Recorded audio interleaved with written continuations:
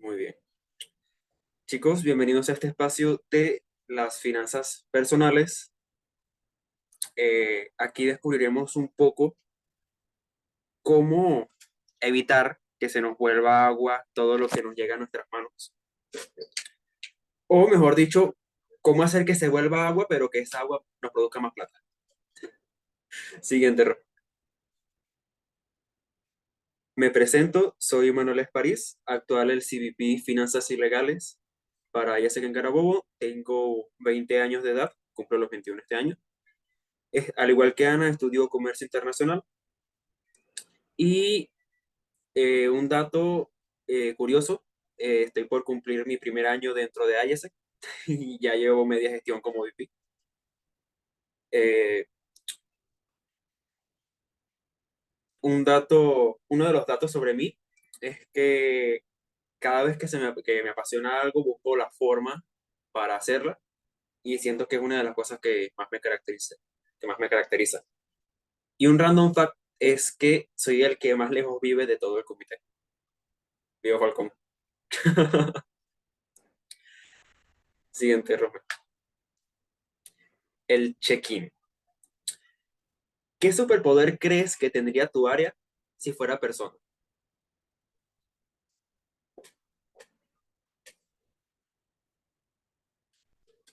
A ver, los escucho.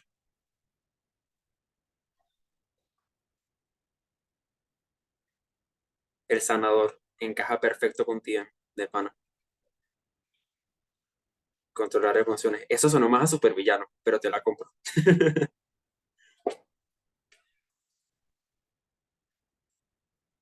A ver, de Mecate, ¿qué me dicen?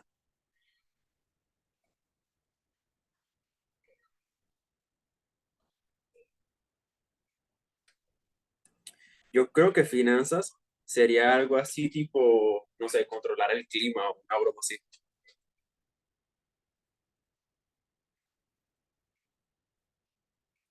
Sí encaja súper con, sí encaja súper con operaciones, de pana.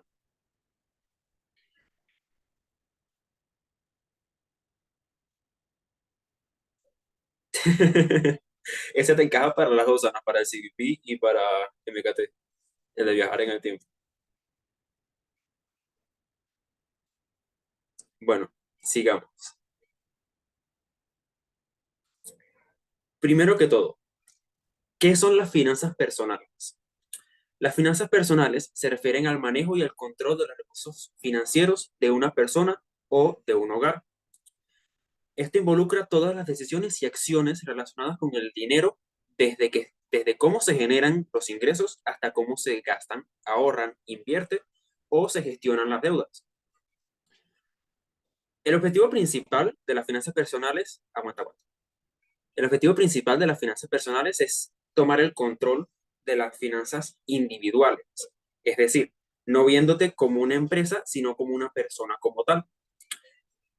Esto utilizando tus recursos de manera inteligente para alcanzar las metas que tú mismo te propongas, como, no sé, ahorrar para una jubilación, comprar una casa, pagar la educación de tus futuros hijos, un dato muy estadounidense, pero bueno, también cuenta.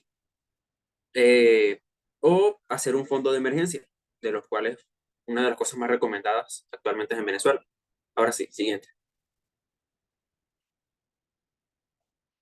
Para eso, para hablar un poco más a fondo, hablemos primero de los puntos clave o de los conceptos básicos. Lo primero son los ingresos. Estos son básicamente flujo de dinero que una persona recibe regularmente. Estos pueden provenir de diversas fuentes como el salario de un empleo, ingresos por algún negocio, alquileres, intereses, dividendos, cualquier cosa que te genere un ingreso. Luego están los gastos, que es lo mismo, pero al contrario. Es todo aquel desembolso de dinero que se realiza para cubrir necesidades o deseos de una persona. Esto incluye el pago de facturas, alimentos, vivienda, transporte, entretenimiento, educación, atención médica, lo que sea que tenga que ver con sacar dinero del bolsillo.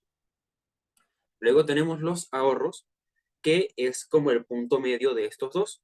Los ahorros son la parte del dinero que se reserva de los ingresos después de cubrir los gastos.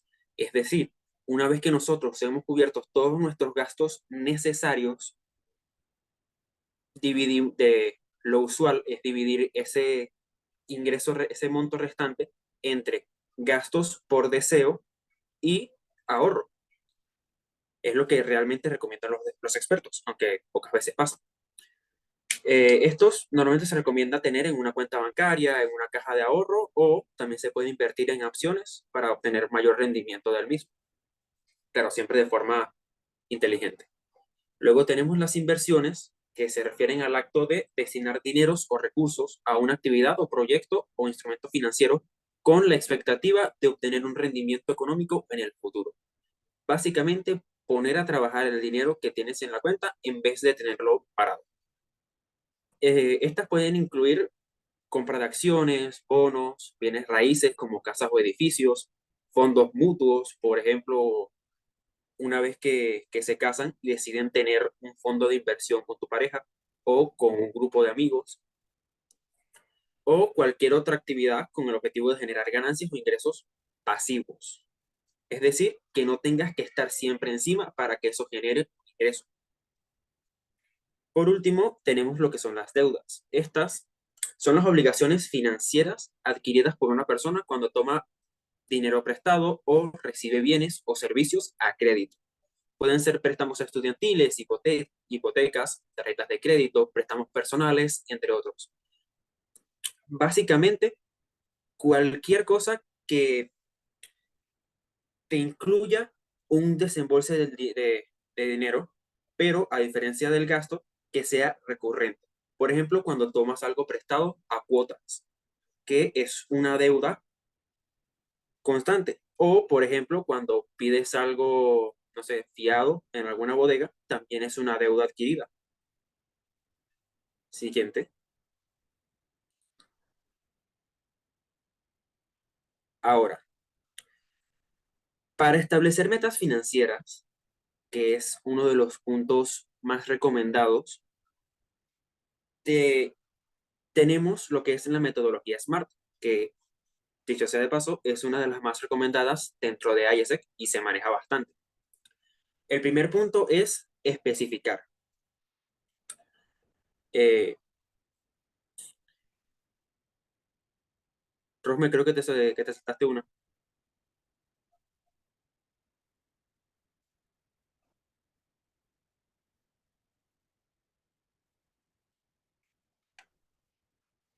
Rosme, yuhu.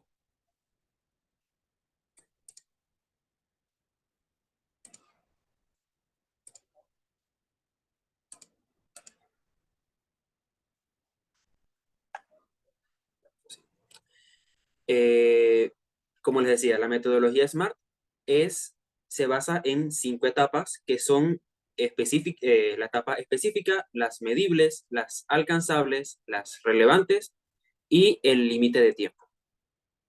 Esta es una herramienta que se utiliza básicamente para establecer tus objetivos y estar claro en qué es lo que quieres hacer, ya que no puedes establecer un plan de acción o un plan de ahorro si no sabes para qué estás ahorrando o para qué estás disponiendo de ese dinero. O sea, la idea de un plan de finanzas personales es no tener un dinero ahí parado sin un fin en específico, ya que eso básicamente eh, perder dinero en cuestiones de costo de oportunidad. Bueno, como primer punto, las específicas es definir claramente lo que quieres lograr.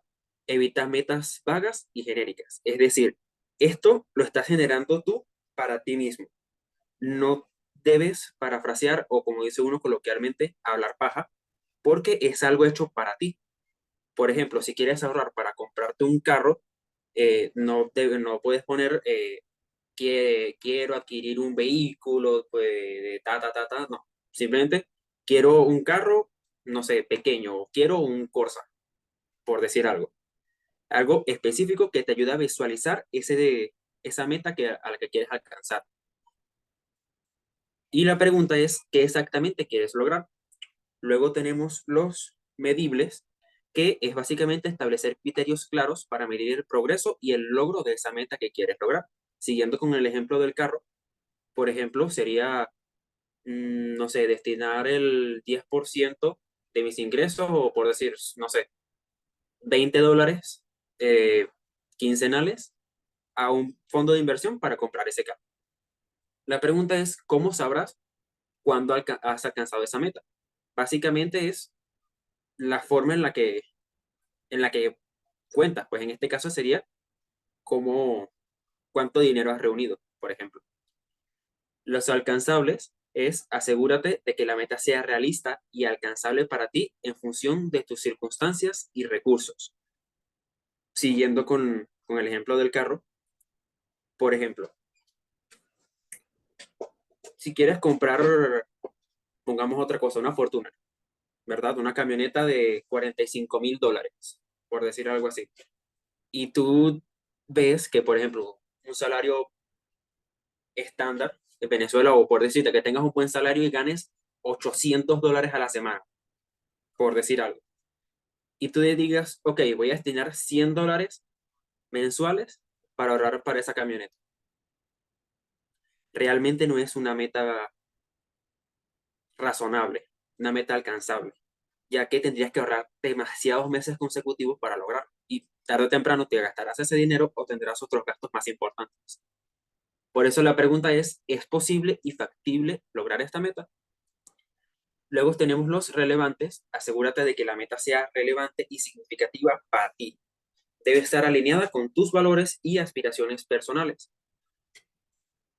Cambiando un poco el ejemplo, por decirles, a mí que me gusta, por decir, salir en bicicleta, pues, y yo digo, coño, quiero ahorrar para comprarme una bicicleta nueva, pues una bicicleta mejor, con más tecnología, tal. Y de repente me pongo a hacer mi metodología Smart y pongo, mm, no sé, que me quiero comprar el último iPhone.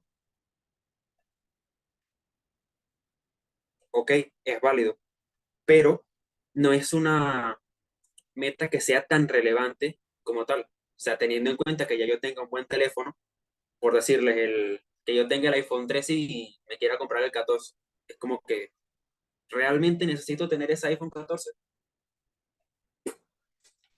Por eso la pregunta es, ¿por qué es importante para ti lograr esta meta? ¿O qué tan importante es para ti? Con un límite de tiempo, que es uno de los puntos más importantes de la metodología SMART, es establecerte un plazo específico para alcanzar la meta. Esto con el objetivo de que puedas visualizar qué es lo que quieres obtener. O sea, que en un tiempo determinado estés enfocado en conseguir ese logro. La pregunta es, ¿cuándo quieres lograr esta meta? Siguiente.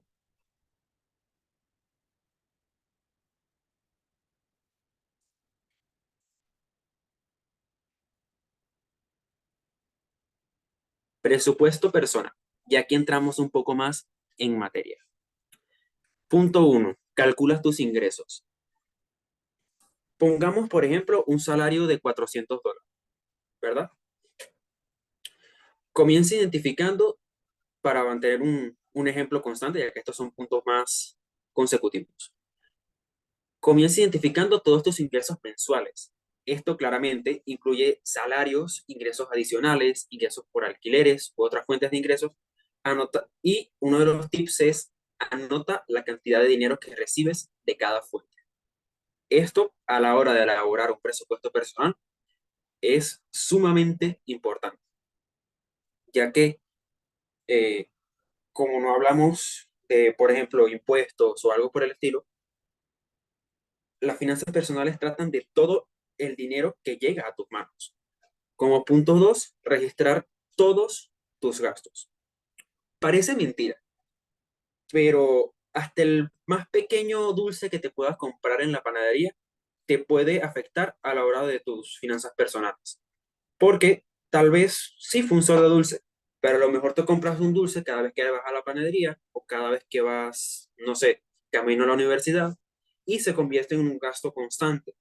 Y, por ejemplo, comprando ese dulce que compras cada vez que vas a la panadería, ponte que sea, no sé, 0,50, ¿verdad? Pero resulta que tú vas 5 veces a la semana a la universidad y vas todas las semanas del mes. Entonces, en un mes no son 0,50, son como 10 o 15 dólares, si es que no más. Cada cosa pequeña cuenta y a la hora de estructurar un buen presupuesto personal son importantes. Luego, categoriza tus gastos. Agrupa tus gastos en categorías. Por ejemplo, vivienda, transporte, alimento, deudas, entretenimiento, lo que sea. Esto con el fin de que tengas una visión clara de cómo se distribuyen tus gastos, en qué se te va el dinero y de qué podrías prescindir y en qué podrías invertir, en qué podrías gastar ese dinero que fuera más productivo para ti. Luego tenemos establecer prioridades y ajustar tus gastos. Es importante tener en cuenta que uno de los conceptos básicos de las finanzas personales es nunca gastes más de lo que ganas. Jamás. Esto es regla de oro. No solo en finanzas personales, sino en general. A nivel empresarial, a nivel internacional, en general. Y obviamente eh, pasa lo mismo, por ejemplo, que tengas el mismo salario de $400 y que vayas y te compres, no sé, un teléfono de $250. Ok, podrías sobrevivir, pero en un contexto en el que, por ejemplo, vivas solo, ¿verdad? Que se te vayan $80 en residencia, $50 en comida, llega un momento en el que con todos los gastos que tú tienes, el haberte comprado ese teléfono hace que no puedas cubrir todo. Por eso es que es importante establecer estas prioridades, evaluar los gastos y determinar cuáles son los más importantes a cubrir de forma inmediata.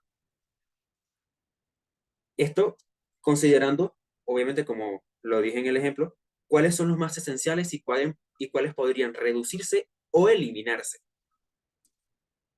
Siguiente. Ah, bueno, no, me faltó una de esas. Calcula tu saldo neto. Resta tus gastos totales de tus ingresos totales. Es decir, con los puntos anteriores anotamos nuestros ingresos totales de todas las fuentes, es decir, salarios, ingresos, por decirte que tengas una propiedad y la estés alquilando, o que, no sé, hagas un diseño, por decirte así, a alguna persona y te paguen por ese diseño. Ese ingreso también lo debes anotar. Y luego de haber anotado también todos los gastos que has tenido, la idea es encontrar esas dos anotadas. Correcto, José. Exactamente. Esa es una buena forma de establecer como que categorías de gastos a la hora de un presupuesto personal.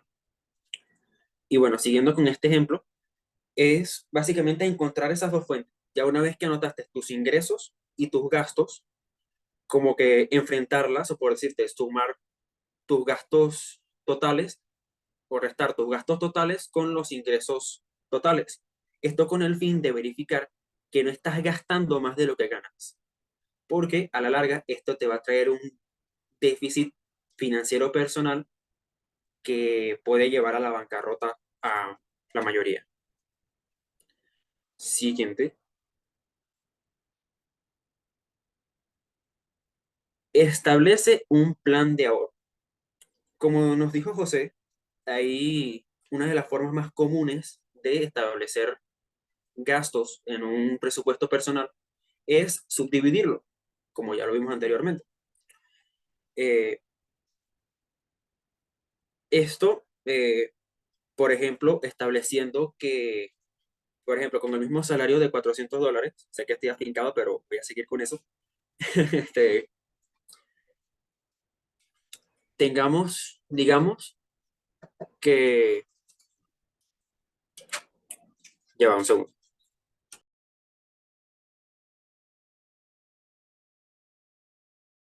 Ajá, disculpen eso. Con el mismo salario de $400, ¿verdad? Digamos que cubriendo tus gastos de vivienda, comida y, no sé, teléfono, luz, tus gastos principales, te quede, por decirlo así, $100 de esos 400, ¿verdad? De esos $100, uno generalmente lo que debería hacer es establecer en qué va a gastar cada cosa. Por decirte, del dinero que me quede luego de cubrir todas mis necesidades primordiales, voy a destinar el 50% para comprar ropa o accesorios, otro 25% en comprar chucherías o irme al cine. Chacho, $25 en chucherías. Bueno, también vale. Y el último 25% de ese sobrante lo voy a destinar a ahorros para en un futuro, no sé, comprar una moto, por decirlo algo así.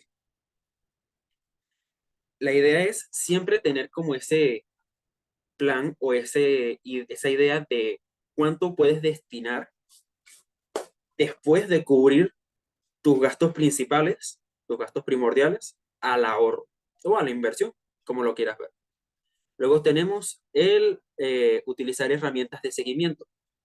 Para esto, lo más recomendado y una de las cosas que aprende bastante en IS es utilizar hojas de cálculo como Excel.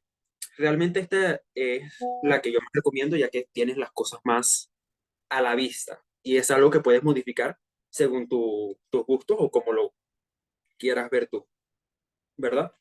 Esto con el fin de facilitar el seguimiento de tu presupuesto e identificar cualquier desviación o problema que puedas tener en el mismo, ya que, claro, somos humanos. Cualquier plan que establezcamos puede tener sus desviaciones porque no siempre vamos a estar a tener en la cabeza, tengo que guardar esto para esto, esto para esto.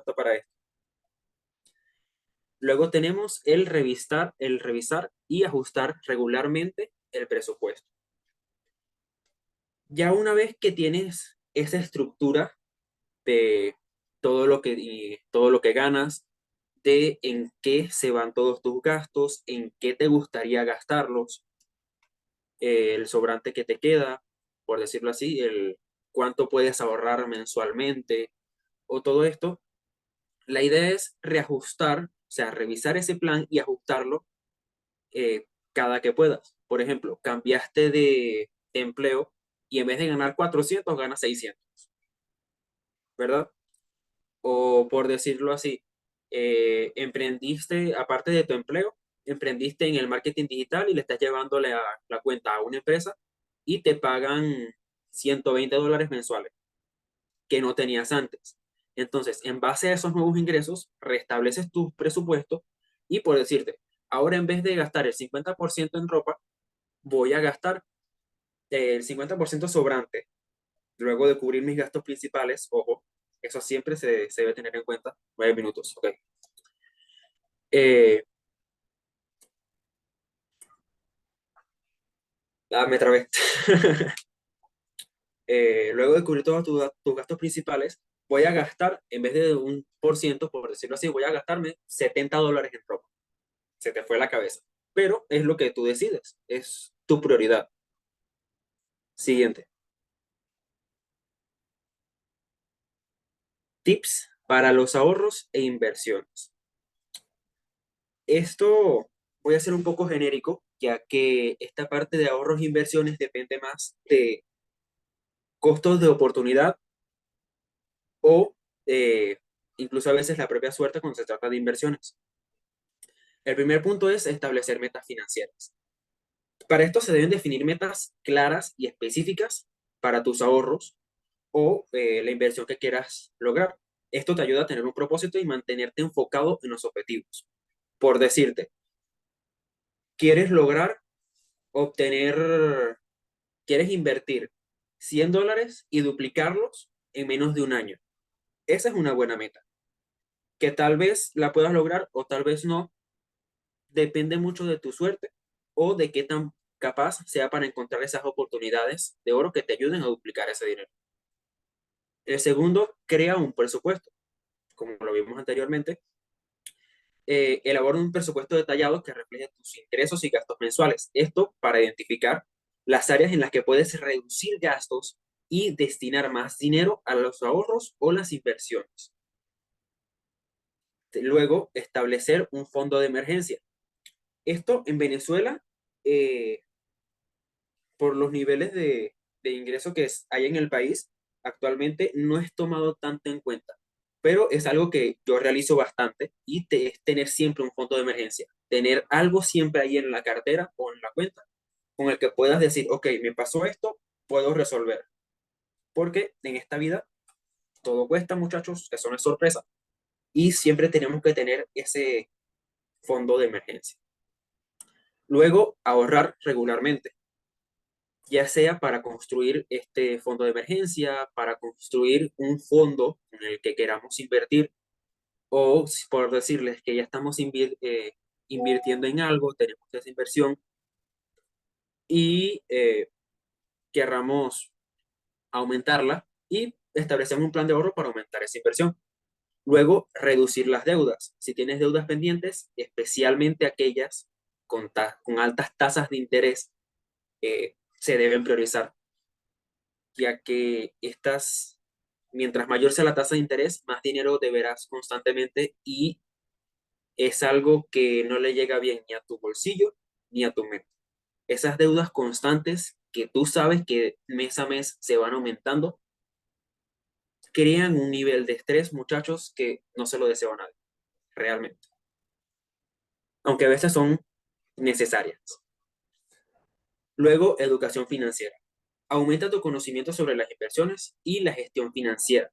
Lee libros, sigue blogs, escucha podcasts o reels de Instagram, TikTok, Facebook.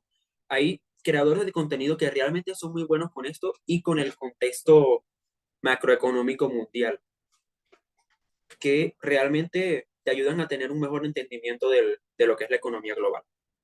Luego, diversifica tus inversiones. No tengan los, todos los huevos en la misma canasta. Se lo digo porque ya a mí me pasó. Eso no se hace. Siempre tengan varias fuentes de ingreso.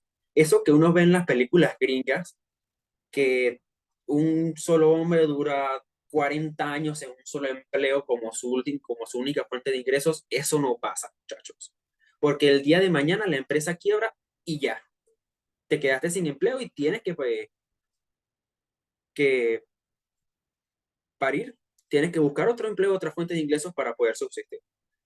Lo recomendable aquí es siempre tener esta variabilidad, estas múltiples fuentes de ingresos, ya sea a través de inversiones o de, de otras cosas.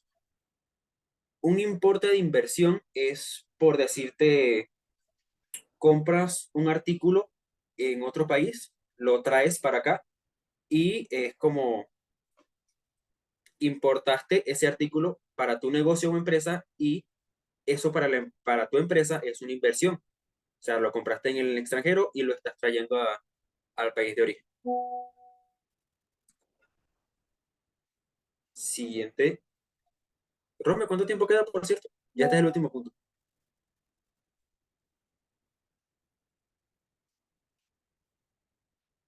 Bueno, manejo de deudas. El último punto y uno de los más importantes. Trataré de ser rápido porque ya no nos queda mucho tiempo. El primero, evalúa tus deudas. Haz una lista de todas las deudas, incluyendo el saldo pendiente, la tasa de interés y los pagos mínimos que ya hayas realizado. Esto te ayuda a tener una mejor visión de tu situación actual y cómo priorizar tus esfuerzos o gastos. 4 minutos, sí. Si me da chance, creo. Luego, crea un plan de pago. Desarrolla un plan para pagar tus deudas de manera estructurada. Puedes optar por el método de la bola de nieve, pagar primero la deuda más pequeña, o el método del interés más alto primero. Pagar primero la deuda con la tasa de interés más alta, ya que es la que a largo plazo te va a causar mayor golpe en el bolsillo. Eh, pero paga más que el mínimo siempre que sea posible. Esto a efectos mentales y de bolsillo te lo van a agradecer muchísimo, ambos. Reduce los gastos. Busca formas de reducir tus gastos para liberar más dinero y destinarlo al pago de deudas o al ahorro para tus inversiones. En este caso, para el pago de deudas. Recorta gastos innecesarios, por ejemplo, ese dulce que compras cada vez que vas a la universidad. En vez de comprar pan todos los días, puedes, no sé, comprarte un paquete de harina pan y uno de avena. No sé, hay muchas cosas que podrías hacer en, en este tema. Luego, negocia tasas de interés más bajas. Esto es importante a la hora de contraer las deudas. Muchas veces no depende de nosotros, pero siempre que se pueda, trata de conseguir la tasa de interés más baja. Siguiente, Rosme.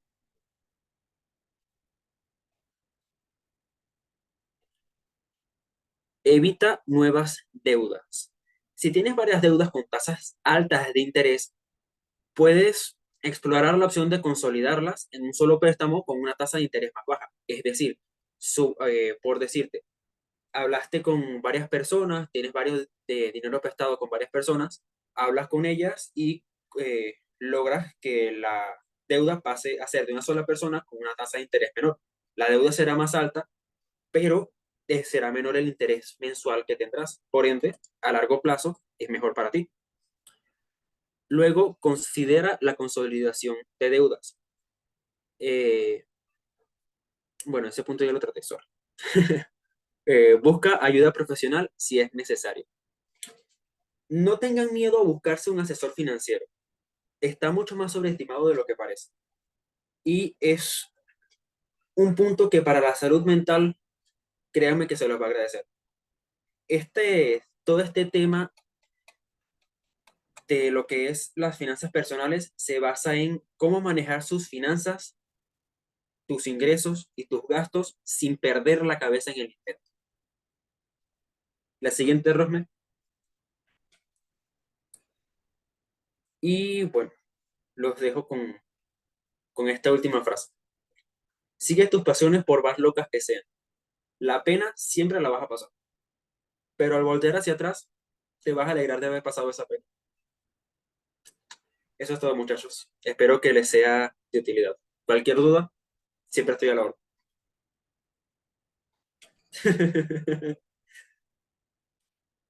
Ya terminé. Si tienen dudas,